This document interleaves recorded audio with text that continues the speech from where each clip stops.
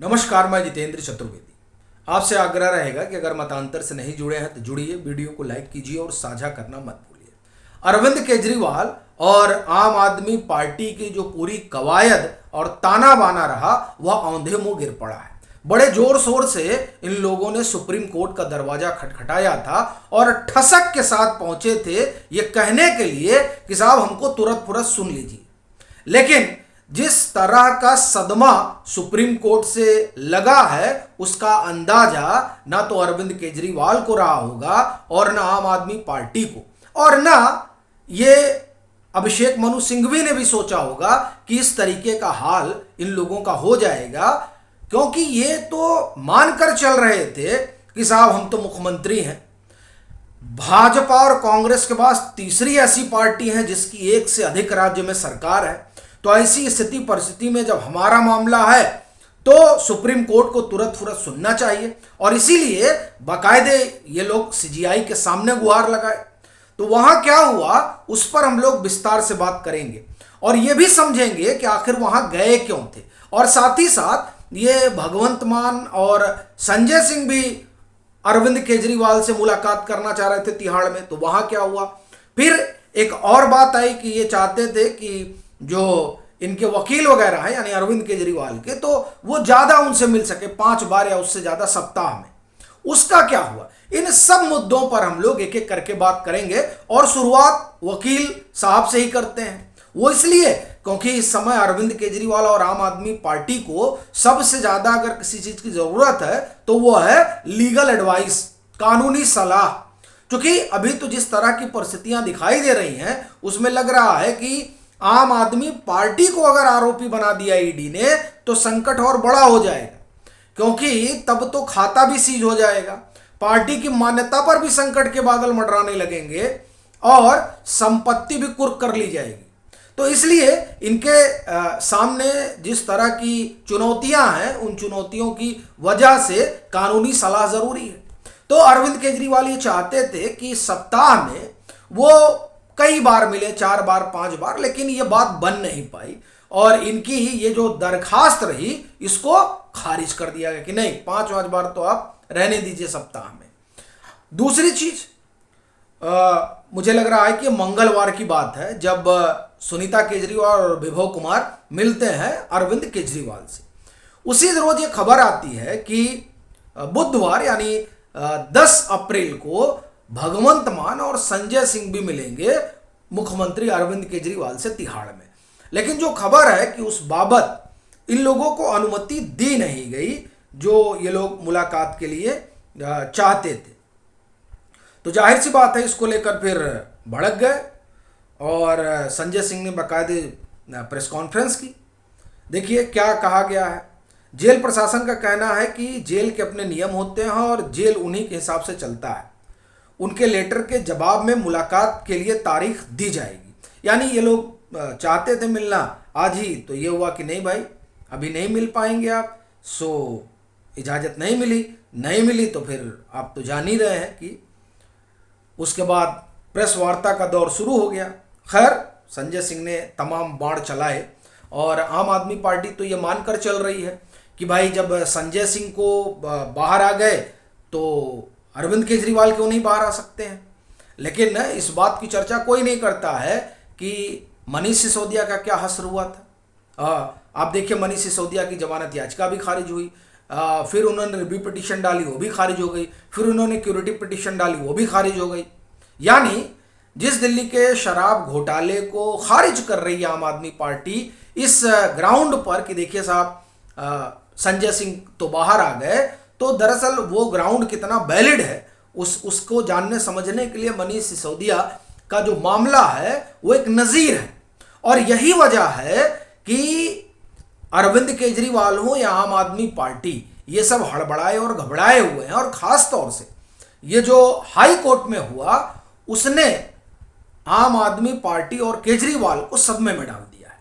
क्योंकि high court में 3-4 चीजें हुई जिसकी वजह से इनको सुप्रीम कोर्ट जाना पड़ा। तो सुप्रीम कोर्ट में क्या हुआ उस पर मैं आऊं, इससे पहले हाई कोर्ट ने जो 2-3 मोटी बातें उसको जानते हैं। और ये दरअसल संजय सिंह को जो बेल मिली है उससे बड़ी घटना है।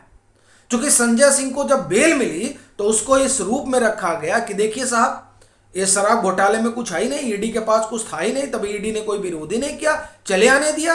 अगर होता कोई मटेरियल तो ईडी विरोध करती, फिर मेरिट पर बहस होती और ईडी की धज्जियां उड़ जाती। इसलिए ईडी ने कहा कि हम संजय सिंह की बेल का विरोध नहीं करेंगे।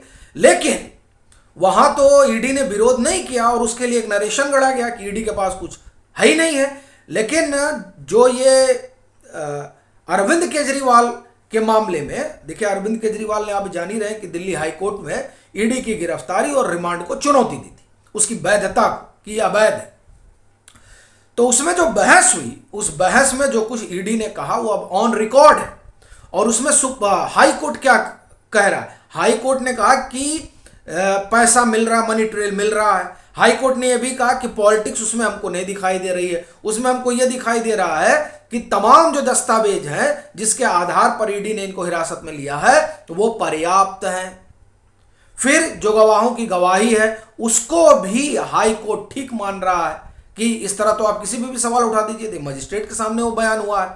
तो इन तीन चीजों ने अरविंद केजरीवाल और आम आदमी पार्टी के गढ़े हुए मिथ को औंधे मुंह गिरा दिया है। इसलिए आम आदमी पार्टी के भीतर अब हलचल बढ़ गई है कि ठीक है, चलिए संजय सिंह तो बाहर आ गए, लेकिन आपका जो चेहरा है, आपका जो नेता है, उसी की विश्वसनीयता पर सवाल उठ गया। और आप ही के लोग कह रहे हैं कि हाँ, हमको इन्होंने पैसे दिए थे गोवा चुनाव में। तो ये जो बातें हैं, ये अब बड़ा नरेशन बन गया है। तो अब ये तोड़ा कैसे जाए? तो उन लोगों ने कहा कि भाई चलिए सुप्रीम कोर्ट, और सुप्रीम कोर्ट जो है तुरंत फुरत इसकी सुनवाई करे। सो इन लोगों ने याचिका डाली। सीजीआई ने कहा कि आप पहले हमको मेल करिए। 10:30 बजे का समय था। फिर ये लोग पहुंचते हैं और ये चाहते थे कि तुरंत जो है इसको सुना जाए। इन्होंने हाई कोर्ट की ऑर्डर को चैलेंज किया हुआ है, लेकिन सीजीआई ने कहा मेल करिए। उन्होंने कहा हमने मेल कर दिया। सीजीआई ने कहा ठीक है, हम पढ़ लेंगे फिर बताएंगे। और इससे पहले भी ये लोग सुप्रीम कोर्ट गए थे, आपको ध्यान होगा। अभी तो ये दिल्ली हाई कोर्ट के ऑर्डर को चैलेंज करने गए हैं, जिसमें दिल्ली हाई कोर्ट ने इनकी जो गिरफ्तारी है उसको वैध माना है कि नहीं, ठीक गिरफ्तार की है, उसको चुनौती देने पहुंचे हैं। लेकिन इससे पहले जब 21 मार्च को अरविंद केजरीवाल को ईडी ने उठाया था, तो ये लोग आनन फानन में सुप्रीम कोर्ट जाना चाह रहे थे। इनको बेंच भी डिसाइड हो गई थी कि किस बेंच में ये जा रहे हैं। संभवतः न्यायमूर्ति संजीव खन्ना की बेंच थी, लेकिन ये उल्टे पांव भाग गए। अच्छा, क्यों भाग गए? क्योंकि उसी रोज के कविता की जो ने भी वहां गुजारिश की थी, सुप्रीम कोर्ट में दरखास्त की थी। सुप्रीम कोर्ट ने कहा कि नहीं, देखिए आप बेल का प्रोसेस जो है वो निचली अदालत से शुरू करिए और फिर आगे यहां आइए। तो उनका जो है याचिका खारिज हो गया। और इधर ये लोग भी देख रहे थे कि यही हाल अगर हो गया तो काम खराब हो जाएगा। और इससे पहले हेमंत सोरेन वाले मसले में भी हुआ था कि ये लोग पहुंच गए थे, तो कोर्ट ने कहा था कि नहीं, तो प्रोसेस है, उधर से आइए। ऐसे नहीं कि आप पैराशूट लैंडिंग नहीं कर सकते हैं, सबके लिए कानून बराबर है। लेकिन अरविंद केजरीवाल सरीखे जो लोग हैं, उनको तो यही लगता है कि साहब वो मुख्यमंत्री हैं, तो उनके लिए कानून खास है। एक बात। दूसरी बात, जो तमाम इनका जो एलिट सर्किल है लुटियन का, उसको भी यही लगता है कि साहब हमने जो कह दिया वो पत्थर की लकीर है। लेकिन अभी तो लग रहा है कोर्ट को देखकर कि कोर्ट ने इन लोगों की हालत खराब कर रखी है, क्योंकि ये जैसा चाह रहे हैं वैसा कुछ हो नहीं रहा है। हालांकि हर आदमी, जितने इन्फ्लुएंशियल लोग हैं, वो सभी यही सोचते हैं कि उन्हीं के लिहाज से काम धाम हो। लेकिन कोर्ट तो कानून से चलता है। और हाई कोर्ट में यही कहा गया कि अब वो आप पॉलिटिक्स कर रहे हैं कि भाजपा पॉलिटिक्स कर रहे हैं, उससे हमारा लेना देना नहीं है। हम ये देख रहे हैं कि तमाम चीजें कानूनन हो रही हैं। कानूनन हो रही हैं तो ईडी ठीक काम कर रही है, इसलिए आपकी गिरफ्तारी वैध है। और यही चीज इनको खटक रही है कि साहब जिस आरोप से ये पल्ला झाड़ रहे थे, उस आरोप पर हाई कोर्ट ने एक तरह से मुहर लगा दी। तो अब उस मुहर को हटाने के लिए सुप्रीम कोर्ट पहुंचे थे और चाह रहे थे कि 10:30 ही बजे जो है सीजीआई सुन ले और नहीं तो कोई बेंच जो है बना दे। पर ये दोनों ही बात नहीं हो पाई। तो ये असल में अरविंद केजरीवाल के लिए बहुत झटका है, खास तौर से लोकसभा चुनाव के दरमियान इस तरह की चीजें अरविंद केजरीवाल और उनकी पार्टी का जो परसेप्शन है उसके लिए ठीक नहीं है।